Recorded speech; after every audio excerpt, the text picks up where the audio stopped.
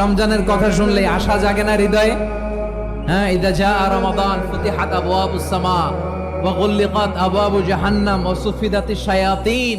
রমাদান আসলে আকাশের দরজাগুলো খুলে দেওয়া হয়, মানে জান্নাতে জাহান্নামের দরজাগুলোকে লক করে দেওয়া হয়, শয়তানকে চেইন আপ করা হয়। ইবাদত করলে শুধু করতেই মনে চায়। চিল্লায় বলেন না সুবহানাল্লাহ। রমজানে ইবাদতে যেই মজা পাওয়া যায় সারা বছর অন্য কোনো মাসে এই মজা আপনি পান? কারণ রমজানে ইবাদত করলে সওয়াবও বেশি, ইবাদতের একটা পরিবেশ থাকে, ঠিক কিনা বলেন? অন্য মাসে ইবাদত করলে এর সওয়াব পাওয়া যায় গাণিতিক হারে, রমজানে ইবাদত করলে সওয়াব বাড়তে থাকে জ্যামিতিক হারে। সুবহানাল্লাহ কইবেন না? অন্য মাসে সওয়াব বাড়ে গাণিতিক হারে, রমাদানে ইবাদত করলে সওয়াব বাড়ে